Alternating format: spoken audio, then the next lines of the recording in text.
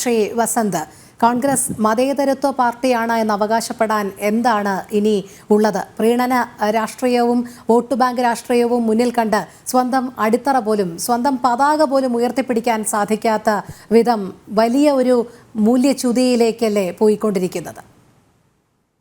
അല്ല രോഹിണി, കോൺഗ്രസ് മതേതര പാർട്ടിയാണ് എന്നതിന്റെ ഏറ്റവും വലിയ തെളിവ് ഇപ്പോൾ നമ്മൾ ചർച്ച ചെയ്തുകൊണ്ടിരിക്കുന്ന ഭരണഘടന ഉണ്ടല്ലോ, അതിന്റെ ആമുഖം എടുത്തു നോക്കിയാൽ അങ്ങേക്ക് മനസ്സിലാവും. ദ സെക്യുലർ എന്ന പദം ആ ഭരണഘടനയ്ക്ക് സമ്മാനിച്ചതും അത് എഴുതി ചേർത്തതും അമെന്റ്മെന്റുകളിലൂടെ അത് ആ ഭരണഘടനയുടെ ഭാഗമാക്കി മാറ്റിയതും കോൺഗ്രസ് പാർട്ടി തന്നെയാണ്. അതുകൊണ്ട് അതിന് തൽക്കാലം ഏതായാലും പരിവാർ സംഘടനകളുടെ സർട്ടിഫിക്കറ്റ് ആവശ്യം ഞങ്ങൾക്കില്ല. നോക്കൂ, ഞാൻ ചോദിച്ച കാര്യങ്ങൾക്ക് ഇതുവരെ ഉത്തരം പറഞ്ഞില്ലല്ലോ. ഇപ്പൊ നമ്മുടെ ചർച്ച തന്നെ അണ്ണാമല കുപ്പുസ്വാമിയുടെ അജണ്ട സെറ്റിംഗിന്റെ ഭാഗമായി നടന്നിരിക്കുന്ന ഒരു ഇന്റർവ്യൂ, ആ ഇന്റർവ്യൂവിൽ അദ്ദേഹം പറഞ്ഞ വാക്കുകളാണ്. നോക്കൂ, അതേ തെരഞ്ഞെടുപ്പുമായി ബന്ധപ്പെട്ട് തുടക്കം തൊട്ട് പറഞ്ഞുകൊണ്ടിരുന്ന ഒരു അജണ്ടയെ പറ്റിയായിരുന്നു എന്റെ ചോദ്യം. മോദി ഗ്യാരണ്ടി എവിടെ പോയി നിൽക്കുന്നു? മോദിയുടെ ഗ്യാരണ്ടി. ഒന്നാമതായി മോദിയുടെ ഗ്യാരണ്ടി എന്തായിരുന്നു? 2014 ഒന്നാം മോദി ഗവൺമെന്റ് അധികാരത്തിൽ വരുമ്പോൾ, ഒന്നാം NDA ഗവൺമെന്റ്, ഒന്നാം BJP ഗവൺമെന്റ് എന്ന് ഞാൻ പറയുന്നില്ല, കാര്യം ഇവർ മറന്നുപോയിരുന്നെങ്കിലും വാജ്പേയിയുടെ ഒരു ഗവൺമെന്റ് ഉണ്ടായിരുന്നല്ലോ. വാജ്പേയി ഇപ്പൊ മോദിക്കും അമിത്ഷാ ടീമിനും താല്പര്യം ഇല്ലെങ്കിലും അങ്ങനെ ഒരു ഗവൺമെന്റ് ഉണ്ടായിരുന്നു. അതുപോട്ടെ, ഏതായാലും ഒന്നാം മോദി ഗവൺമെന്റ് അധികാരത്തിൽ വരുമ്പോൾ അന്ന് ഏറ്റവും വലിയ കാറ്റ് ആഞ്ഞടിച്ചത് ഞാൻ മനസ്സിലാക്കുന്നത് അന്നുണ്ടായിരുന്ന ആന്റി UPA മൂവ്മെന്റ് ആയിരുന്നു. UPA ഗവൺമെന്റ് ഒരു അഴിമതി സർക്കാരാണ് എന്ന പ്രചരണത്തിൽ ജനം വീണുപോയി. ആ അഴിമതി സർക്കാരാണ് എന്ന പ്രചരണത്തിന്റെ ഭാഗമായി അന്ന് ആരോപണം നേരിട്ട് ആരൊക്കെയായിരുന്നു? ഒന്നാമതായി ഹിമന്ത് ബിശ്വ ശർമ്മ. ഹിമന്ത് ബിശ്വ ശർമ്മയാണ് രാജ്യം കണ്ട ഏറ്റവും വലിയ തട്ടിപ്പായ ശാരദാ ചിട്ടി ഫണ്ട് തട്ടിപ്പിന്റെ പ്രധാന ആചാര്യൻ എന്ന് പറഞ്ഞു നടന്നത് BJP നേതാക്കളാണ്. ഹിമന്ത് ബിശ്വ ശർമ്മ ഇന്ന് എവിടെയാണ്? രണ്ടാമതായി അന്ന് ഉയർന്നു കേട്ട ഏറ്റവും വലിയ അഴിമതിയിൽ ഒന്ന് വ്യാപം അഴിമതിയാണ്. അതുമായി ബന്ധപ്പെട്ട നേതാക്കൾ ഇന്ന് എവിടെയാണ്? മൂന്നാമതായി നമ്മൾ കേട്ടത് മഹാരാഷ്ട്രയിൽ നിന്ന് അജിത് പവാറിന്റെ നേതൃത്വത്തിൽ ഒരു നാച്ചുറലി കറപ്റ്റഡ് പാർട്ടിയായി NCP എന്നാൽ നാച്ചുറലി കറപ്റ്റഡ് പാർട്ടിയാണ് എന്ന് പറഞ്ഞ് പ്രസംഗിച്ച് നടന്ന നരേന്ദ്രമോദി അടക്കമുള്ളവരല്ലേ? ആ നാച്ചുറലി കറപ്റ്റഡ് പാർട്ടിയുടെ ക്യാപ്റ്റൻ ആയിരുന്ന അജിത് പവാർ ഇന്ന് എവിടെയാണ്? ഹിമന്ത് ബിശ്വ ശർമ്മ, അജിത് പവാർ, കോങ്കാട് സാഗ്മ തുടങ്ങി എത്രയോ നേതാക്കൾ ആ UPA ഗവൺമെന്റിന്റെ അഴിമതിക്കാരെന്ന് BJP തന്നെ പറഞ്ഞിരുന്നവരെല്ലാം ഇന്ന് BJP പാളയത്തിലാണ്, അല്ലെങ്കിൽ NDA മുന്നണിയിലാണ്. ഒന്ന്. രണ്ടാമത് 2019 ഉണ്ടായ വേവ് എന്തായിരുന്നു? 2019 ഉണ്ടായ വേവ് അന്നുണ്ടായ തീവ്രവാദി ആക്രമണവുമായി ബന്ധപ്പെട്ട് നോക്കൂ, ഞങ്ങൾ സർജിക്കൽ സ്ട്രൈക്ക് നടത്തിയിട്ട് തിരിച്ചു വന്നിരിക്കുകയാണ് എന്ന മോദിയുടെ വാക്കാണ്. അത് ജനം വിശ്വാസത്തിലെടുത്തു. പക്ഷെ ആ സർജിക്കൽ സ്ട്രൈക്കും ആ തീവ്രവാദി ആക്രമണത്തിൽ അത്രമാത്രം നമ്മുടെ ജവാന്മാരെ കൊലയ്ക്ക് കൊടുക്കേണ്ടി വന്നതും കേന്ദ്ര സർക്കാരിന്റെ പിഴവ് കൊണ്ടാണെന്ന് പറഞ്ഞത് ഇന്നും BJPയുടെ മെമ്പറായ, കേൾക്കൂ, ഇന്നും BJPയുടെ മെമ്പറായ ഇവർ കൊട്ടിഘോഷിക്കുന്ന കാശ്മീരിലെ നിയമ ഭേദഗതി ഉണ്ടല്ലോ, ആ സമയത്ത് BJP ഏറ്റവും വിശ്വസ്തരിൽ വിശ്വസ്തരായി അവിടെ ഗവർണറായി ആ സമയത്ത് പറഞ്ഞയച്ച വ്യക്തിയാണ് അദ്ദേഹം. ഇന്നും BJPയുടെ 5 രൂപ മെമ്പറാണ്. അതിനോട് പ്രത്യുത്തരിക്കാൻ അവർക്ക് പറ്റിയിട്ടില്ല. നോക്കൂ, ജനം നേരിടുന്ന വളരെ പ്രത്യക്ഷമായ പല വിഷയങ്ങളുണ്ട്. രണ്ടാം UPA ഗവൺമെന്റ് ഇറങ്ങി പോകുമ്പോ ഗ്യാസിന്റെ വില 400 രൂപയായിരുന്നു. അന്ന് ശോഭാ സുരേന്ദ്രൻ അടക്കമുള്ളവർ തെരുവിലൂടെ സമരം നടത്തിയത് നമ്മൾ കണ്ടല്ലേ? സ്മൃതി ഇറാനി അടക്കമുള്ളവരുടെ സമരം നമുക്ക് ഓർമ്മയില്ലേ? ഞങ്ങളുടെ ഗവൺമെന്റ് അധികാരത്തിൽ വന്നാൽ ഈ ഗ്യാസിന്റെ സിലിണ്ടറിന്റെ വില പാതിയാക്കുന്നവരുടെ പാതി എന്ന് പറഞ്ഞാൽ രോഹിണിക്ക് അറിയാമല്ലോ എത്രയാണ്? 400ന്റെ പാതി. രോഹിണി അത് 200ആണ്. 2 മാസം മുമ്പ് വരെ ഇവിടെ LPGയുടെ വില 1200 രൂപയാണ്. അതായത് സ്മൃതി ഇറാനിയുടെ ഗ്യാരണ്ടി പ്ലസ് 1000 രൂപ കൊടുക്കണമായിരുന്നു ഗ്യാസ് സിലിണ്ടർ കിട്ടാൻ. എത്രയായിരുന്നു പെട്രോളിന്റെ വില? പെട്രോൾ വിലയുമായി ബന്ധപ്പെട്ട് എത്രയോ വലിയ പ്രക്ഷോഭങ്ങളാണ് 2014 BJP അഴിച്ചുവിട്ടത്, നമ്മൾ കണ്ടതല്ലേ? ഇന്ന് വയനാട്ടിൽ മത്സരിച്ച BJPയുടെ സംസ്ഥാന അധ്യക്ഷൻ K. സുരേന്ദ്രൻ അടക്കമുള്ളവരുടെ നേതൃത്വത്തിൽ സൈക്കിൾ തള്ളുന്നു, ലോറി ഉന്തുന്നു, എന്തൊക്കെ തരം സമരങ്ങളായിരുന്നു! മികച്ച സമരങ്ങളാണ്. പ്രതിപക്ഷത്തിരിക്കുന്നവർ സമരം ചെയ്യണം, സംശയമൊന്നും വേണ്ട. പക്ഷെ അന്ന് 60 രൂപയായിരുന്ന പെട്രോളിന്റെ വില, അന്നത്തെ ക്രൂഡ് ഓയിൽ വില അവിടെ നിൽക്കട്ടെ, ഞാൻ താരതമ്യം ചെയ്യുന്നില്ല. പക്ഷെ അന്ന് 60 രൂപയായിരുന്ന പെട്രോളിന്റെ വില പാതിയാക്കി കൊടുക്കുമെന്ന് പറഞ്ഞ K. സുരേന്ദ്രന്റെ ഗ്യാരണ്ടി എവിടെയാണുള്ളത്? ഇന്ന് 110 രൂപ കൊടുക്കണം 1 ലിറ്റർ പെട്രോൾ അടിക്കണമെങ്കിൽ. ഡീസലും പെട്രോളും തമ്മിലുള്ള അന്തരം അമ്പയെ പരാജയപ്പെട്ടു പോയിരിക്കുന്നു. ഈ രാജ്യത്ത് തൊഴിലില്ലായ്മ നിരക്ക് അതിന്റെ പീക്കിൽ എത്തപ്പെട്ടിരിക്കുന്നു. ഇതൊക്കെ ഈ രാജ്യത്തെ നീർന്ന പ്രശ്നങ്ങളാണ്. അതാണ് ഞങ്ങൾ ചർച്ച ചെയ്യുന്നത്. നോക്കൂ, ഇന്ത്യ ബ്ലോക്കിലുള്ള എല്ലാ നേതാക്കളും സംസാരിച്ചു തുടങ്ങുന്നതും സംസാരിച്ച് അവസാനിപ്പിക്കുന്നതും പെട്രോൾ വില, ഡീസൽ വില, ഗ്യാസ് വിലവർദ്ധനവ്, തൊഴിലില്ലായ്മ, ജനറേഷൻ ഷിഫ്റ്റ് തുടങ്ങിയ വിഷയങ്ങളെ പറ്റിയാണ്. ഓപ്പോസിറ്റ് നിൽക്കുന്ന നേതാക്കൾ, അതായത് അണ്ണാമല കുപ്പുസ്വാമി എന്നൊരു നേതാവായോ ഒരു നാഷണൽ ലീഡറായോ ഞാൻ കാണുന്നില്ല, പരിഗണിക്കുന്നുമില്ല. പക്ഷേ ഞാൻ നേരത്തെ പറഞ്ഞല്ലോ, 5ാം സ്ഥാനത്തോ 6ാം സ്ഥാനത്തോ ഉള്ള ഒരു സംസ്ഥാനത്തെ BJPയുടെ ഒരു സംസ്ഥാന പ്രസിഡന്റ് പെട്ടെന്നൊരു ദിവസം പൊട്ടിമുളച്ചൊരു നേതാവായി മാത്രമേ ഞാൻ അദ്ദേഹത്തെ കാണൂ. അദ്ദേഹത്തിന്റെ വാക്കിന് വില കൊടുക്കാൻ ഞങ്ങൾ ആരും താല്പര്യപ്പെടുന്നുമില്ല. പക്ഷെ നോക്കൂ, മോദി അടക്കമുള്ള നേതാക്കൾ, എൻ ഡി എ ബ്ലോക്കിലെ മോദി അടക്കമുള്ള നേതാക്കൾ പറയുന്നത് ഇതിനെ ഏതിനോടും അഡ്രസ് ചെയ്യുന്നുണ്ടോ? മോദി ഗ്യാരണ്ടിയെ പറ്റി പിന്നീട് സംസാരിച്ചിട്ടുണ്ടോ? ഭാരത് റൈസ് തൃശ്ശൂരിലല്ലാതെ രാജ്യത്ത് എവിടെയെങ്കിലും കിട്ടുന്നുണ്ടോ? റിലയൻസിന്റെ സ്റ്റോറുകളിൽ കിട്ടുന്നുണ്ടായിരിക്കും. അത് റിലയൻസുമായിട്ടുള്ള ബന്ധത്തിന്റെ പുറത്തായിട്ടുണ്ടെന്ന് കൂട്ടിയാൽ മതി. വേറെ എവിടെയെങ്കിലും ഈ പറയുന്ന ഭാരത് റൈസ് മോദിയുടെ വികസനത്തിന്റെ ഉത്തമ ഉദാത്ത മാതൃകയായിട്ട് കാണിക്കാൻ പറ്റുന്നത് കിട്ടുന്നുണ്ടോ? കഴിഞ്ഞ തെരഞ്ഞെടുപ്പിൽ നോക്കൂ, ഒരു കാര്യം കൂടി രോഹിണി ആഡ് ചെയ്തിട്ടുണ്ട്, എന്നിട്ട് അങ്ങേക്ക് അടുത്ത ആളിലേക്ക് പോകാം. കഴിഞ്ഞ തെരഞ്ഞെടുപ്പിൽ എന്തുകൊണ്ടാണ് ഇപ്പൊ ഇത്തരത്തിലുള്ള പ്രചരണങ്ങൾ വരുന്നത്? കോൺഗ്രസ് അധികാരത്തിൽ വന്നാൽ തുടങ്ങിയുള്ള പ്രചരണങ്ങൾ എന്തുകൊണ്ടാണ് വരുന്നത്? ഞങ്ങൾ മനസ്സിലാക്കുന്നത്, കഴിഞ്ഞ തെരഞ്ഞെടുപ്പിൽ ഏതാണ്ട് 12 സംസ്ഥാനങ്ങൾ എണ്ണിക്കഴിഞ്ഞപ്പോൾ തന്നെ ഈ 320 സീറ്റുകളിൽ നിന്ന് 289 എന്ന് പറയുന്ന നമ്പറിലേക്ക് BJP എത്തി. അതായത് 12 സംസ്ഥാനം എണ്ണിയപ്പോൾ തന്നെ BJP കേവല ഭൂരിപക്ഷം മറികടന്നു. നല്ല കാര്യം, മികച്ച പെർഫോമൻസ് ആണ് ആ തെരഞ്ഞെടുപ്പിൽ NDA മുന്നണി കാഴ്ചവെച്ചതെന്നതിൽ സംശയമൊന്നുമില്ല. അതിന്റെ ബേസ് ഡ്രൈവ് എന്ന് പറയുന്നത് ഈ പറയുന്ന പുൽവാമ ആക്രമണവും ബാലക്കോട്ട് തിരിച്ചടി എന്ന പ്രൊജക്ഷനുമായിരുന്നു എന്നതിൽ യാതൊരു സംശയവും വേണ്ട. പക്ഷേ ആ 12 സംസ്ഥാനങ്ങൾ ഏതൊക്കെയാണ് എന്നത് നോക്കണ്ടേ? ഒന്ന് ഡൽഹിയിൽ കഴിഞ്ഞ തവണ ക്ലീൻ സ്വീപ്പ് ആയിരുന്നു. മീനാക്ഷി ലേഖിക്കും ഹർഷവർദ്ധനും അടക്കമുള്ള BJPയിലെ പ്രധാനപ്പെട്ട നേതാക്കൾക്ക് പോലും ഈ തവണ BJP സീറ്റ് കൊടുക്കാൻ മടിച്ചിട്ടുണ്ട്. ഈ തവണ ക്ലീൻ സ്വീപ്പ് ഉണ്ടാകുമെന്ന് കണ്ണടച്ച് സ്വപ്നം കാണുന്ന ഏതെങ്കിലും BJPക്കാരെങ്കിലും പ്രതീക്ഷിക്കോ? ഹരിയാനയുണ്ട് ആ സംസ്ഥാനങ്ങളിൽ, മഹാരാഷ്ട്രയുണ്ട്, പഞ്ചാബുണ്ട്, ഉത്തർപ്രദേശിൽ കാര്യങ്ങൾ അവിടെ നിൽക്കട്ടെ, മധ്യപ്രദേശുണ്ട്, രാജസ്ഥാനുണ്ട്, തുടങ്ങിയ 6ഓ 7ഓ സംസ്ഥാനങ്ങൾ. ഇപ്പോൾ ഞാൻ പറഞ്ഞ ഇത്രയും സംസ്ഥാനങ്ങളിൽ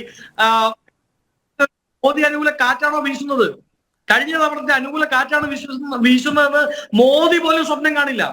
അപ്പോ ആ ഒരു ട്രെൻഡ് BJP നേതൃത്വം തിരിച്ചറിഞ്ഞിരിക്കുന്നു. അതുകൊണ്ട് അവസാന ഘട്ടത്തിൽ എന്തും പറയാം എന്ന രീതിയിൽ വിടുവായത്വം വിളിച്ചു പറയുന്നതാണ് എന്നതിനപ്പുറത്തേക്ക് ഇതിനെ പരിഗണിക്കേണ്ടതില്ല എന്നാണ് ഞങ്ങളുടെ അഭിപ്രായം. ശരി, ശ്രീ ശങ്കുറ്റി ദാസ്, അങ്ങനെയാണോ? മോദിയുടെ ഗ്യാരണ്ടി അപ്രസക്തമാകുകയാണോ? നോക്കൂ, കഴിഞ്ഞ തവണ തന്നെ അദ്ദേഹം ഉന്നയിച്ചിട്ടുള്ള ഒരു അടിസ്ഥാനരഹിതമായിട്ടുള്ള ആരോപണത്തിന് മറുപടി പറഞ്ഞുകൊണ്ടാണ് എന്റെ സമയം മുഴുവൻ പോയത്. ഈ വിഷയത്തിൽ ഊന്നിക്കൊണ്ട് എനിക്കൊരു അഭിപ്രായം പറയാൻ സാധിച്ചില്ല. ഈ ഊഴത്തിലും അദ്ദേഹം 10-16 ആരോപണങ്ങൾ ഉന്നയിക്കുകയാണ് ചെയ്തത്. ഈ ആരോപണം ഉന്നയിക്കുന്നതിന്റെ സൗകര്യം എന്ന് പറഞ്ഞാൽ ആരോപണം ഒരു വാചകം കൊണ്ട് ഉന്നയിക്കാം, പിന്നെ മറുപടി പറയുകയും ചുരുങ്ങിയത് 5-6 വാചകങ്ങൾക്ക് വേണ്ടി വരും. അപ്പോ ഇതിലെ 3-4 എണ്ണത്തിന് ഞാൻ മറുപടി പറയും, അദ്ദേഹത്തിന്റെ 5-6 ആരോപണങ്ങൾ ബാക്കി നിൽക്കും. യഥാർത്ഥ വിഷയം എനിക്ക് സംസാരിക്കാനും പറ്റില്ല, ഇതാണ് ഇവിടെ സംഭവിക്കുക. അതുകൊണ്ട് അദ്ദേഹം ഇത്തവണ പറഞ്ഞ കാര്യങ്ങൾ മുഴുവൻ ഞാനവിടെ നിഷേധിക്കുകയാണ്, അതിലേക്കൊന്നും ഞാൻ കടക്കുന്നില്ല. പക്ഷെ അദ്ദേഹം അണ്ണാമലയെ പറ്റി പറഞ്ഞ ഒരു കാര്യത്തിൽ മറുപടി പറയണമെന്ന് ഞാൻ വിചാരിക്കുകയാണ്. കാരണം IPS ഉദ്യോഗം വേണ്ടെന്ന് വെച്ചുകൊണ്ട് സാധാരണ ജനങ്ങളെ സേവിക്കാൻ രാഷ്ട്രീയ പ്രവർത്തനമാണ് ശരിയായിട്ടുള്ള മാർഗം എന്ന് തിരിച്ചറിഞ്ഞുകൊണ്ട് വളരെ ഡെക്കറേറ്റഡ് ആയിട്ടുള്ള സെലിബ്രേറ്റഡ് ആയിരുന്ന ഒരു പോലീസ് ഓഫീസർ ആയിരുന്ന ആള്, ബാംഗ്ലൂർ സൗത്തിലെ DCP ആയിരുന്ന സമയത്ത് സിംഹം എന്ന് വരെ പേര് കേട്ടിട്ടുള്ള ആള്, അദ്ദേഹത്തിൽ നിന്ന് ഇൻസ്പിറേഷൻ ഏറ്റെടുത്തുകൊണ്ട് സിനിമകൾ പോലും ഇറങ്ങിയിട്ടുള്ള ഒരാള്, ആ ജോലി രാജിവെച്ചിട്ട് ഒരു സീറ്റ് പോലും ഇല്ലാത്ത ഒരു സംസ്ഥാനത്തെ BJPയുടെ ചുമതല ഏറ്റെടുക്കണം. അദ്ദേഹത്തിന്റെ കമ്മിറ്റ്മെന്റ് എവിടെയാണെന്ന് മനസ്സിലാക്കണം. ആ അണ്ണാമലയെ പോലെയുള്ള ആളുകളെ ഇവർക്ക് സ്വീകരിക്കാൻ സാധിക്കില്ല. ഇവർക്ക് എന്താ സാധിക്കുക? ഇവർക്ക് ഇന്ത്യ വിട്ടുപോയിട്ട് ജർമ്മനിയിൽ പോയിരുന്നുകൊണ്ട് യൂട്യൂബ് വരുമാനം കൊണ്ട് ജീവിക്കുകയും ജർമ്മനിയിൽ തന്നെ സ്ഥിരതാമസമാക്കുകയും അവിടുന്ന് കല്യാണം കഴിക്കുകയൊക്കെ ചെയ്തിട്ടുള്ള ദുർബാട്ടിക്ക് സബ്സ്ക്രൈബേഴ്സിനെ പിടിച്ചെടുക്കാൻ നടക്കുന്നവരാണ് ഇവരെ സംബന്ധിച്ചിടത്തോളം ഇന്ത്യ ഉപേക്ഷിച്ചിട്ട് വിദേശത്ത് ജീവിക്കുന്ന, ഇന്ത്യയെ ബാഷ് ചെയ്തുകൊണ്ട് ജീവിക്കുന്ന, ഇന്ത്യൻ സർക്കാരിനെ പഴി പറഞ്ഞുകൊണ്ട് ആ വരുമാനം കൊണ്ട് ജീവിക്കുന്ന ദുർബാട്ടിയൊക്കെ മാതൃകാ പുരുഷനും അണ്ണാമലയെ പോലെ സാധാരണ ജനങ്ങൾക്കിടയിലേക്ക് എല്ലാ സൗകര്യം വലിച്ചെറിഞ്ഞ് കളഞ്ഞ് ഇറങ്ങി വന്നിട്ടുള്ള ആളുകൾ എന്താണ് നിസ്സാരമായിരിക്കും. അത് കോൺഗ്രസിന്റെ മൈൻഡ് സെറ്റ് ആണ്, അതിനെതിർക്കാൻ ഞാൻ ആളല്ല. പക്ഷെ അണ്ണാമല ഇന്ന് സൂചിപ്പിച്ചിട്ടുള്ള വിഷയം വളരെ പ്രധാനമാണ്. ആ കാര്യം ഒന്ന് വിശദീകരിക്കാൻ എന്നെ അനുവദിക്കണം. അതായത് മുസ്ലിം റിസർവേഷൻ എന്ന് പറയുന്നത് ഭരണഘടനാ വിരുദ്ധമായിട്ടുള്ള ഒരു പദ്ധതിയാണ്. ഇന്ത്യയുടെ ഭരണഘടന നിർമ്മിക്കപ്പെട്ടിട്ടുള്ള ഘട്ടത്തിൽ ഭരണഘടനാ നിർമ്മാതാക്കൾ എല്ലാവരും ഏകകണ്ഠമായിട്ട് എതിർത്തിട്ടുള്ള ഒരു ആശയമാണ് ഏതെങ്കിലും ഒരു മതത്തിന് പ്രത്യേകമായിട്ടുള്ള ആനുകൂല്യങ്ങളോ സ്വാതന്ത്ര്യങ്ങളോ അവകാശങ്ങളോ നൽകുക എന്നുള്ളത്. അതിനെതിരായിട്ട് 3 ആർട്ടിക്കിളുകൾ ഇന്ത്യൻ ഭരണഘടനയിൽ തന്നെ ഉണ്ട്. ഇതിലൊന്ന് ആർട്ടിക്കിൾ 14 റൈറ്റ് ടു ഇക്വാലിറ്റി, എല്ലാവർക്കും തുല്യതയ്ക്ക് വേണ്ടിയിട്ടുള്ള അവകാശം. ആർട്ടിക്കിൾ 15 റൈറ്റ് അഗെയിൻസ്റ്റ് ഡിസ്ക്രിമിനേഷൻ, വിവേചനത്തിനെതിരായിട്ടുള്ള അവകാശം. Article 25 right to practice, propagate and profess one's own religion, ഒരാൾക്ക് അയാളുടെ മതവിശ്വാസത്തിൽ നിലനിൽക്കാനും അത് പ്രചരിപ്പിക്കാനും അതിൽ വിശ്വസിക്കാനുമുള്ള അവകാശം. അവിടെ ഈക്വൽ പ്രൊട്ടക്ഷൻ ഓഫ് ലോ എന്ന് പറയുന്ന ഒരു സംഭവമുണ്ട്. എല്ലാ മതങ്ങളെയും സ്റ്റേറ്റ് ഒരുപോലെ പരിഗണിക്കണം. ഏതെങ്കിലും ഒരു മതത്തിന് സ്റ്റേറ്റ് പ്രത്യേകമായിട്ടുള്ള പരിഗണന കൊടുക്കരുത്. സ്റ്റേറ്റിന് സ്വന്തമായിട്ടൊരു മതം ഉണ്ടാവാൻ പാടില്ല. ഏതെങ്കിലും ഒരു മതവിശ്വാസത്തിൽ ചേരുന്നതിനെ സ്റ്റേറ്റ് ഇൻസെന്റിവൈസ് ചെയ്യരുത്. നിങ്ങളെ മതം മാറാൻ പ്രേരിപ്പിക്കുന്ന തരത്തിലുള്ള പോളിസികൾ സ്റ്റേറ്റ് ഫോർമുലേറ്റ് ചെയ്യരുത്. ഇങ്ങനെയൊക്കെയാണ് ഇന്ത്യയുടെ സെക്യുലറിസം നിൽക്കുന്നത്. ഈ വസന്ത് വിചാരിക്കുന്ന പോലെ ഇന്ദിരാഗാന്ധി എന്താ പറയുക 1971 ഈ 1975 ഈ 45-ാം ഭരണഘടനാ ഭേദഗതി കൊണ്ടുവന്നിട്ട് ആഡ് ചെയ്തിട്ടുള്ള സെക്യുലർ എന്ന വാക്കുകൊണ്ടല്ല ഇന്ത്യൻ ഭരണഘടന സെക്യുലർ ആയത്. ഈ പറയുന്ന 46th അമെന്റ്മെന്റ് വരുന്നതിന് മുമ്പും ഇന്ത്യൻ ഭരണഘടന സെക്യുലർ ആയിരുന്നു. അല്ലെങ്കിൽ പിന്നെ അങ്ങയുടെ ജവഹർലാൽ നെഹ്റു ഉൾപ്പെടെയുള്ള പ്രധാനമന്ത്രിമാർ ഭരിച്ചത് ഒരു നോൺ സെക്യുലർ ഇന്ത്യയിലായിരുന്നു. നിങ്ങൾ സമ്മതിക്കണം. ഇന്ദിരാഗാന്ധി വന്നിട്ട് ഭരണഘടനയുടെ പ്രിയമ്പിളിൽ സെക്യുലർ വെച്ചപ്പോൾ മാത്രമാണ് ഇന്ത്യ മതേതരമായതെങ്കിൽ അതുവരെയുള്ള ഇന്ത്യ മതേതരമായിരുന്നില്ല എന്നും നമ്മുടെ ഭരണഘടനാ നിർമ്മാതാക്കൾ വിഭാവനം ചെയ്തിട്ട് ഇന്ത്യ മതേതരമായിരുന്നില്ല എന്നും ജവഹർലാൽ നെഹ്റു ഉൾപ്പെടെയുള്ള ആളുകൾ ഭരിച്ചിരുന്ന ഇന്ത്യ മതേതരമായിരുന്നില്ല എന്ന് നിങ്ങൾ സമ്മതിക്കണം. അതൊരു വിഡ്ഢിയായിട്ടുള്ള ആർഗ്യുമെന്റ് ആണെന്ന് അങ്ങേക്ക് തന്നെ അറിയാം. അതുകൊണ്ട് ഞാൻ അതിന് മറുപടി പറയുന്നില്ല. പക്ഷേ ഇന്ത്യൻ ഭരണഘടനയിലെ മതേതരത്വം എന്ന് പറയുന്നത് ഈ 3 ആർട്ടിക്കിളുകളെ ആശ്രയിച്ചുകൊണ്ടാണ് നിൽക്കുന്നത്. Article 14, article 15, article 25. ഈ 3 ആർട്ടിക്കിളുകൾക്ക് വിരുദ്ധമായിട്ടൊരു സംഭവമാണ് ഈ പറയുന്ന മുസ്ലിം സംവരണം എന്ന് പറയുന്നത്. ഇന്ത്യയിൽ സംവരണം ആർക്കാണ്? യഥാർത്ഥത്തിൽ ഭരണഘടന ആരംഭിക്കുന്ന ഘട്ടത്തിൽ ആർക്കും സംവരണം ഉണ്ടായിരുന്നില്ല. 1951 Kalyani Mathivanan versus state of Madras എന്ന് പറയുന്ന കേസ് ഉണ്ടാവുന്നു. ഒരു സുപ്രീം കോടതിയുടെ നിരീക്ഷണം ഉണ്ടാവുന്നു. അഫർമേറ്റീവ് ആക്ഷൻ എന്ന് പറയുന്നത് റൈറ്റ് ടു ഇക്വാലിറ്റിക്ക് വിരുദ്ധമല്ല എന്ന് പറയുന്നു. ഇതിന്റെ അടിസ്ഥാനത്തിൽ 1952 കോൺസ്റ്റിറ്റ്യൂഷണൽ ഓർഡറിലൂടെ ST സംവരണം മാത്രമാണ്. SC ST 15 ആർട്ടിക്കിൾ 15 എന്താണ് അമെന്റ്മെന്റ് കൊണ്ടുവന്നത്? Article 15 clause 4 nothing in this provision shall prevent the state from making special provisions for members of scheduled castes and scheduled tribes. പട്ടികജാതികൾക്കോ പട്ടിക വിഭാഗങ്ങൾക്കോ എന്തെങ്കിലും പ്രത്യേക ആനുകൂല്യങ്ങൾ കൊടുക്കുന്നത് ഈ ആർട്ടിക്കിളിന് വിരുദ്ധമാവില്ല എന്നാണ് കൊണ്ടുവന്നത്. വേറൊരു വിഭാഗത്തെ അവിടെ ഉൾക്കൊള്ളിച്ചിരുന്നത്. കാരണം സാമൂഹികമായും ചരിത്രപരമായും പിന്നോക്കാവസ്ഥ നേരിട്ട എത്രയോ നൂറ്റാണ്ടുകളായിട്ട് അവശത അനുഭവിച്ചിട്ടുള്ള സമൂഹങ്ങളെ പ്രൊട്ടക്റ്റീവ് ആക്ഷനിലൂടെ അഫർമേറ്റീവ് ആക്ഷനിലൂടെ മുൻനിരയിലേക്ക് കൊണ്ടുവരാൻ, ലെവൽ പ്ലേ ഗ്രൗണ്ട് ഉറപ്പുവരുത്താൻ, എല്ലാവരും ഒന്നിച്ച് ഓട്ട മത്സരത്തിൽ പങ്കെടുക്കാനുള്ള ഇക്വിറ്റി ഉറപ്പുവരുത്താനുള്ള അവസരമായിട്ടാണ് അത് കൊണ്ടുവന്നത്. 1979 മണ്ഡൽ കമ്മീഷന് ശേഷമാണ് അതർ എലിജിബിൾ ക്ലാസുകൾ അല്ലെങ്കിൽ അതർ ബാക്ക്വേർഡ് ക്ലാസുകൾ എന്ന രീതിയിൽ OBC എന്ന് പറയുന്ന സംവരണം വരുന്നത്. അതും എഡ്യൂക്കേഷണലി ആൻഡ് സോഷ്യലി ബാക്ക്വേർഡ് ആയിട്ടുള്ള സമൂഹങ്ങൾക്കാണ്, കമ്മ്യൂണിറ്റികൾക്കാണ്. ഏതെങ്കിലും ഒരു മതത്തെ കംപ്ലീറ്റ് ആയിട്ട് ഈ റിസർവേഷൻ ബ്രാക്കറ്റിനുള്ളിലേക്ക് കൊണ്ടുവരിക എന്ന് പറയുന്നത് ഭരണഘടനയുടെ ആശയത്തെ ലംഘിക്കുന്നതാണ്. BR അംബേദ്കർ തന്നെ ഭരണഘടനാ നിർമ്മാണ സമിതി പറയുന്നുണ്ട് മതസംവരണം എന്ന് പറയുന്നത് ഭരണഘടനയുടെ അടിസ്ഥാനപരമായിട്ടുള്ള അന്തസത്തയ്ക്ക് വിരുദ്ധമാണ്. കാരണം ഒരു മതത്തിന് സംവരണം കൊടുക്കുന്നത് സ്റ്റേറ്റ് മതത്തെ ഇൻസെന്റിവൈസ് ചെയ്യുന്നത് പോലെ വരും. മുസ്ലിം സമൂഹത്തിന് മുഴുവൻ സംവരണം ഉണ്ടെങ്കിൽ അത് ഹിന്ദുക്കളോട് ക്രിസ്ത്യാനികളോട് നിങ്ങൾ മതം മാറിക്കോളൂ എന്ന് ഇൻഡയറക്റ്റ് ആയിട്ട് പറയുന്നത് പോലെയാണ്. അതൊരു മതത്തെ സ്റ്റേറ്റ് പ്രത്യേകമായിട്ട് സംരക്ഷിക്കുകയും പ്രൊട്ടക്ട് ചെയ്യുന്നത് പോലെയാണ്. അത് സ്റ്റേറ്റിന് സ്വന്തമായിട്ട് മതം ഉണ്ടാവുന്നത് പോലെയാണ്. അതുകൊണ്ട് തന്നെ മതസംവരണം എന്ന് പറയുന്നത് ഭരണഘടനാപരമായിട്ടുള്ള ആശയത്തിന് വിരുദ്ധമാണ് എന്ന് പറയുന്നുണ്ട്. എന്നാൽ ഇതിനെ ലംഘിച്ചുകൊണ്ട് മതത്തിന് പ്രത്യേകമായിട്ടുള്ള സംവരണം കൊണ്ടുവന്നത് ചരിത്രം കോൺഗ്രസിനുണ്ട്. ഇത് വെറുതെ വെറും വാക്ക് പറയല്ല. അമിത്ഷായോ നരേന്ദ്രമോദിയോ അണ്ണാമലയോ ഇന്റർവ്യൂവിന്റെ വ്യൂവർഷിപ്പ് കിട്ടാൻ വേണ്ടി പറയല്ല. 2004 ആന്ധ്രാപ്രദേശിൽ ഈ പറയുന്ന മതസംവരണം കൊണ്ടുവരാൻ ശ്രമിച്ചു. അത് ആന്ധ്രാപ്രദേശ് ഹൈക്കോടതി തള്ളി. 2010 വീണ്ടും ശ്രമിച്ചു. അത് ആന്ധ്രാപ്രദേശ് ഹൈക്കോടതി തള്ളി. 2011 UPA സർക്കാരിന്റെ കാലഘട്ടത്തിൽ, കോൺഗ്രസ് നയിച്ചിരുന്ന UPA സർക്കാരിന്റെ കാലഘട്ടത്തിൽ കേന്ദ്ര ഗവൺമെന്റ് OBCക്കുള്ളിൽ 4.5% മുസ്ലിം റിസർവേഷൻ കൊണ്ടുവരാൻ തീരുമാനിച്ചു. ഇലക്ഷന്റെ ബാക്ക്ഗ്രൗണ്ടിൽ 5 സംസ്ഥാനങ്ങളിൽ നിയമസഭാ തെരഞ്ഞെടുപ്പ് നടക്കാൻ ബാക്ക്ഗ്രൗണ്ടിൽ കേന്ദ്ര സർക്കാർ പെട്ടെന്നൊരു സുപ്രഭാതത്തിൽ തീരുമാനിക്കുകയാണ് അണ്ടർ ദ ടേബിൾ 4.5% പ്രത്യേക മുസ്ലിം സബ് കോട്ട ഇൻ അതർ ബാക്ക്വേർഡ് ക്ലാസസ്. OBCക്കുള്ളിൽ മുസ്ലിങ്ങൾക്ക് പ്രത്യേക സംരക്ഷണം. നേരത്തെ വസന്ത് മൻമോഹൻ സിംഗിന്റെ കാര്യം പറഞ്ഞല്ലോ. മൻമോഹൻ സിംഗ് 2006 എല്ലാ പിന്നോക്ക വിഭാഗങ്ങളും ചേർത്താ പറഞ്ഞത്. എല്ലാ പിന്നോക്ക വിഭാഗങ്ങൾ എന്ന് പറയുമ്പോഴും കോൺഗ്രസിന് ഒരു സബ് ബ്രാക്കറ്റ് ഉണ്ട്. അതുകൊണ്ടാണ് അന്ന് മൻമോഹൻ സിംഗ് പറഞ്ഞത് എന്താണ്, first right over the resources of the nation shall be for the minorities especially the Muslims. മൈനോറിറ്റികൾക്ക്, അതിൽ തന്നെ പ്രത്യേകിച്ച് മുസ്ലിങ്ങൾക്ക്. അങ്ങനെയാണ് ഇവർ OBCയെ പോലും കാണുന്നത്. OBCക്കുള്ളിൽ തന്നെ മുസ്ലിങ്ങൾക്ക് ഒരു പ്രത്യേക സംവരണം. അങ്ങനെ 4.5. അന്ന് ഇലക്ഷൻ കമ്മീഷൻ അത് സ്റ്റേ ചെയ്തു. കാരണം election model code of conduct നിലവിലുള്ള സമയമാണ്. തെരഞ്ഞെടുപ്പ് പെരുമാറ്റച്ചട്ടം ഉണ്ട്. ആ സമയത്ത് ഇങ്ങനെ ഒരു അപ്പീസിംഗ് ആയിട്ടുള്ള സംഭവം ചെയ്യാൻ പറ്റില്ല. ഇലക്ഷൻ കഴിഞ്ഞതിന് ശേഷം ആന്ധ്രാപ്രദേശ് ഹൈക്കോടതി ആ കേസ് പരിഗണിച്ചു. 2015 ആന്ധ്രാപ്രദേശ് ഹൈക്കോടതി അത് ഭരണഘടനാ വിരുദ്ധമാണെന്ന് പറഞ്ഞ് തള്ളി. കോൺഗ്രസിന്റെ കാലഘട്ടത്തിൽ എടുത്തിട്ടുള്ള ഒരു നടപടി ഭരണഘടനാ വിരുദ്ധമാണെന്ന് പറഞ്ഞ് രാജ്യത്തെ ഒരു ഭരണഘടനാ കോടതി തള്ളിയിട്ടുള്ള അനുഭവം മുന്നിലുണ്ട്. ആ അനുഭവം മുന്നിൽ നിൽക്കുമ്പോഴാണ് INDA മുന്നണിയുടെ പ്രമുഖ നേതാക്കന്മാരായിട്ടുള്ള ലാലു പ്രസാദ് യാദവ് കഴിഞ്ഞ ദിവസം May 7 ബിഹാറിൽ വെച്ച് പറഞ്ഞു, ഞങ്ങൾ ഇന്ത്യ ബ്ലോക്ക് അധികാരത്തിൽ വന്നു കഴിഞ്ഞാൽ ഞങ്ങൾ മുസ്ലിങ്ങൾക്ക് സംവരണം കൊടുക്കും. അതിനുവേണ്ടി ഞങ്ങൾ ഭരണഘടനയുടെ ബേസിക് സ്ട്രക്ചറിനെ തന്നെ വേണ്ടി വന്നാൽ മാറ്റും. ഭരണഘടനാ ഭേദഗതിക്ക് ഞങ്ങൾ മടിക്കില്ല എന്ന് ലാലു പ്രസാദ് യാദവ് പറഞ്ഞു. INDA മുന്നണിയുടെ നേതാക്കന്മാർ മുഴുവൻ ഗുഡ് ഗവർണൻസിനെ പറ്റിയിട്ടും വിലക്കയറ്റത്തെ പറ്റിയിട്ടും പാചകവാദത്തെ പറ്റി മാത്രം പറഞ്ഞെന്ന് പറഞ്ഞല്ലോ. ഈ വോട്ട് ജിഹാദിനെ പറ്റി പറഞ്ഞിട്ടുള്ള മറിയ ആലം ഏത് മുന്നണിയുടെ ആളാണ്? അതല്ലെങ്കിൽ എന്താ പറയാ നിങ്ങൾ എല്ലാവരും മോഡി സർക്കാരിനെ പരാജയപ്പെടുത്താൻ വേണ്ടി വോട്ടുകൾ കൊണ്ട് ജിഹാദ് നടത്തി പറഞ്ഞിട്ടുള്ള മറിയാലം നിങ്ങളുടെ പഴയ സൽമാൻ ഖുർഷിദിന്റെ മരുമകളാണ് കേട്ടോ. ഇപ്പൊ SP സമാജ്വാദി പാർട്ടി നിങ്ങളുടെ മുന്നണിയിലെ പാർട്ടിയുടെ ഭാഗം. ഈ കോൺഗ്രസ് പാർട്ടി അധികാരത്തിൽ വന്നു കഴിഞ്ഞാൽ അല്ലെങ്കിൽ ഇന്ത്യ ബ്ലോക്കിനെ ശക്തിപ്പെടുത്തുന്നത് സനാതന ധർമ്മത്തെ ഡെങ്കു മലേറിയയും പോലെയുള്ള ഒരു സാധനമാക്കി ഉന്മൂലനം ചെയ്യാന്ന് പറഞ്ഞതാരാ? ഹിന്ദു ധർമ്മത്തിൽ ശക്തി എന്ന് പറയുന്ന ഒരു ആശയമുണ്ട്, അതിനെ തകർക്കലാണ് നമ്മുടെ ലക്ഷ്യം എന്ന് പറഞ്ഞതാരാ? ഇങ്ങനെയുള്ള നിരന്തരമായിട്ട് വർഗീയ ചേരിതിരിവ് ഉണ്ടാക്കുന്ന പ്രസ്താവനകൾ. കാരണം ഹിന്ദുത്വം എന്ന് പറയുന്ന ഒരു വലിയ ശക്തിയുടെ ബലത്തിലാണ് BJP കയറുന്നത്. ഈ ഹിന്ദുത്വനെ ഡിസിന്റഗ്രേറ്റ് ചെയ്യാൻ അതിനെ ഹിന്ദുവിനെ ജാതികളായിട്ട് വിഭജിക്കാൻ. അതുകൊണ്ടാണ് കോൺഗ്രസ് സ്ഥിരമായിട്ട് കാസ്റ്റ് സെൻസസിനെ പറ്റി പറയുന്നത്. അതുകൊണ്ടാണ് ജിത്ന ആബാദി ഉത്ന ഹക്ക് എന്ന് പറയുന്നത്. ഇതിന് പുറമെ മുസ്ലിം സമൂഹത്തെ ഈ നോൺ ഹിന്ദു കമ്മ്യൂണിറ്റികളെ മുഴുവൻ പോളറൈസ് ചെയ്തുകൊണ്ട് തങ്ങൾക്ക് അനുകൂലമാക്കി നിർത്താൻ ശ്രമിക്കുകയാണ്. ഇത് നിരന്തരമായി ശ്രമിച്ചിട്ടുണ്ട്, ആ ശ്രമത്തിൽ പരാജയപ്പെട്ടിട്ടുണ്ട്. എന്നിട്ട് ഇപ്പോഴും അത് ആവർത്തിക്കുന്നുണ്ട്, ഞങ്ങൾ ചെയ്യുന്നു. അതിന്റെ അർത്ഥം ഇവർ ഭരണത്തിൽ വീണ്ടും ഏറി കഴിഞ്ഞാൽ ലാലു പ്രസാദ് പറഞ്ഞതുപോലെ ഭരണഘടനയുടെ ബേസിക് സ്ട്രക്ചറിനെ തകർത്തുകൊണ്ടാണെങ്കിലും ഭരണഘടനാ വിരുദ്ധമായിട്ടുള്ള നടപടിയിലൂടെയാണെങ്കിലും മുസ്ലിം സ്പെഷ്യൽ കോട്ട കൊണ്ടുവരുമെന്നാണ്. അത് ഭരണഘടനയുടെ ആശയത്തിനെതിരാണ്. അതല്ലേ അണ്ണാമലൈ പറഞ്ഞത്? അണ്ണാമലൈ പറഞ്ഞതുകൊണ്ട് നിങ്ങൾക്ക് അത്ര സ്വീകാര്യനല്ലാത്ത ഒരാളാണ് അണ്ണാമലൈ എന്നതുകൊണ്ട് അത് ഞങ്ങൾ കേൾക്കുന്നില്ലെന്ന് പറയുന്നത് എങ്ങനെ? നിങ്ങളുടെ പ്രവൃത്തിയാണ് അതിന്റെ ബാക്ക്ഗ്രൗണ്ട്, നിങ്ങൾ ചെയ്തു വെച്ചിട്ടുള്ള കാര്യമാണ് അതിന്റെ ബാക്ക്ഗ്രൗണ്ട്. അതാണ് എനിക്ക് ആ കാര്യത്തിൽ പറയാനുള്ളത്. അതെ, ശ്രീ രാംകുമാർ, അണ്ണാമലൈ ജനം TVക്ക് അനുവദിച്ച പ്രത്യേക അഭിമുഖത്തിൽ നിശിതമായി തന്നെയാണ് കോൺഗ്രസിനെ വിമർശിക്കുന്നത്. അതിൽ അദ്ദേഹം എടുത്തു പറയുന്ന വസ്തുതകളുടെ അടിസ്ഥാനത്തിൽ എടുത്തു പറയുന്ന ധാരാളം കാര്യങ്ങളുണ്ട്. അതിലൊന്നാണ് മണ്ഡൽ കമ്മീഷൻ റിപ്പോർട്ടിനെ അന്നത്തെ രാജീവ് ഗാന്ധി എതിർത്തിരുന്നത്. കൃത്യമായി തന്നെ അദ്ദേഹം അത് പറഞ്ഞു തന്നെ പോകുന്നുണ്ട് ഈ സംവാദത്തിനിടയിൽ. അതോടൊപ്പം നമുക്കറിയാം ഭരണഘടന വിലക്കുന്നു മതസംവരണത്തെ. ആ സമയത്താണ് ഇത്തരത്തിൽ മതസംവരണം, വർഗീയത കൂടി കലർത്തിക്കൊണ്ട് കോൺഗ്രസ് തെരഞ്ഞെടുപ്പ് പ്രചാരണം ആയുധമാക്കുന്നത്.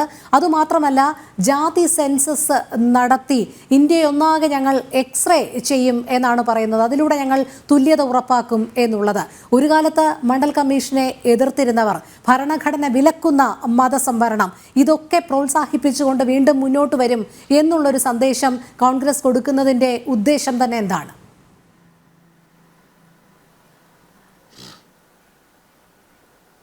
അതല്ല ഉദ്ദേശം, അവർക്ക് പരിചയമുള്ള പ്രീണനം മാത്രം, വോട്ടും.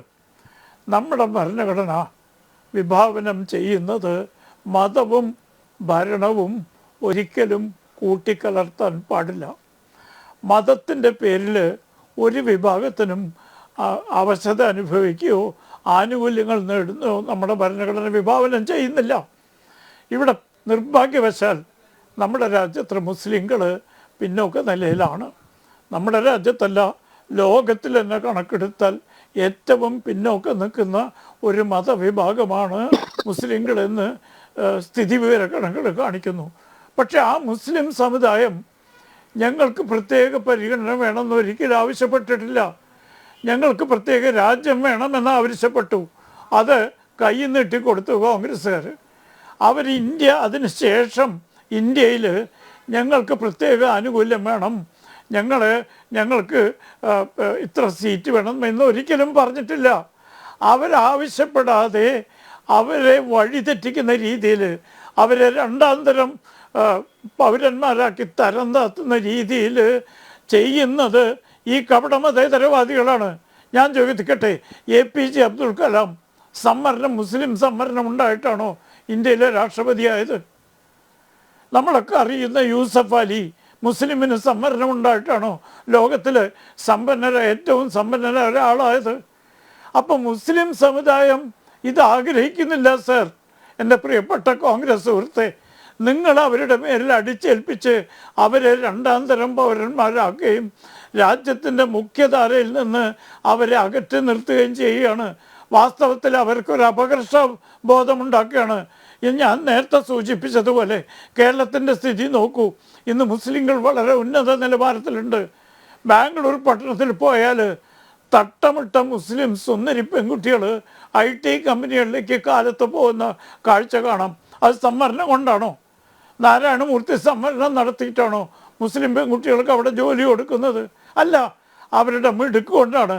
അപ്പോൾ മറ്റ് സമുദായപ്പെട്ട ആളുകളെ പോലെ തന്നെ മിടുക്കും പ്രാഗൽഭ്യവും കാണിക്കാനുള്ള കഴിവ് മുസ്ലിം സമുദായങ്ങൾക്ക് ഉണ്ട് എന്ന് തെളിയിച്ചത് അവരർഹിക്കുന്ന അവസരം കൊടുത്തപ്പോഴാണ്. അല്ലാതെ പ്രീണനം കൊണ്ടല്ല, വെള്ളിയാഴ്ച അവധി കൊടുത്തതുകൊണ്ടല്ല മുസ്ലിം സമുദായം ഇന്നും പുരോഗതിയിലേക്ക് നയിക്കുന്നത്. അവർ കഠിനാധ്വാനശീലരാണ്, അതോടൊപ്പം തന്നെ സ്നേഹസമ്പന്നരാണ്.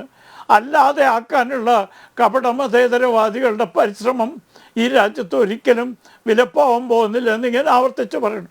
അതുകൊണ്ട് ഈ കപടമതേതരത്വം മാറ്റി യഥാർത്ഥത്തിൽ നമ്മുടെ ഭരണഘടന വിഭാവനം ചെയ്യുന്ന മതേതരത്വത്തിൻ്റെ തത്വം ഈ രാജ്യത്തെ രാഷ്ട്രീയ പാർട്ടികൾ ആവിഷ്കരിച്ചിട്ടില്ലെങ്കിൽ ശക്തമായ തിരിച്ചടി ന്യൂനപക്ഷ വിഭാഗത്തിൽ തന്നെ ഉണ്ടാകുമെന്ന് കഴിഞ്ഞ 2 തിരഞ്ഞെടുപ്പുകൾ തെളിയിച്ചു. മുത്തലാഖ് വേണമെന്ന് പറയുന്നതാണോ സർ മതേതരത്വം? മുസ്ലിം സ്ത്രീകൾ അനുഭവിക്കുന്ന യാതനകൾ അവസാനിപ്പിക്കാൻ വേണ്ടി മുത്തലാഖ് അവസാനിപ്പിക്കണമെന്ന് പറഞ്ഞാൽ ഉടനെ വർഗീയമാണെന്ന് ചിത്രീകരിക്കുന്നത് അതാണ് നിങ്ങളുടെ മതേതരത്വം. ഈ കപട മതേതരത്വം ഇനി മേലാൽ ഇവിടെ വിജയിക്കാൻ പോകുന്നില്ല. ഇന്ന് മുസ്ലിം ജനസാമാന്യം ഈ കാപട്യം മനസ്സിലാക്കി കഴിഞ്ഞു. അതുകൊണ്ട് ചത്ത കുതിര പടക്കുതിരയാക്കുന്ന രാഷ്ട്രീയ തന്ത്രം ഇനി കേരളത്തിൽ ഓടാൻ പോകുന്നില്ല. അതിനനുസരിച്ച് നിങ്ങളുടെ പരിപാടികൾ മാറ്റി യഥാർത്ഥ മതേതരത്വത്തിൻ്റെ വക്താക്കളായി രംഗത്ത് വന്നാൽ ഒരു പക്ഷേ ഇപ്പം പറ്റിയിരിക്കുന്ന പാളിച്ചകളിൽ നിന്ന് ഒരു പരിഹാരമുണ്ടാകും. അതെ, തീർച്ചയായും. ജനം ഡിബേറ്റിൻ്റെ സമയം ഇവിടെ പൂർണ്ണമാകുകയാണ്. ന്യൂനപക്ഷ പ്രീണനം രാഷ്ട്രീയ പാർട്ടികളുടെ അജണ്ടയായി മാറുമ്പോൾ അത് ഭാരതത്തെ സംബന്ധിച്ചിടത്തോളം ദേശവിരുദ്ധതയ്ക്ക് കൂടി കാരണമാകുന്നു എന്നുള്ള യാഥാർത്ഥ്യം മനസ്സിലാക്കിയാൽ നന്ന്. ചർച്ച പൂർണ്ണമാകുന്നു. പങ്കെടുത്ത എല്ലാ അതിഥികൾക്കും നന്ദി. ഒപ്പം പ്രേക്ഷകർക്കും നമസ്തേ.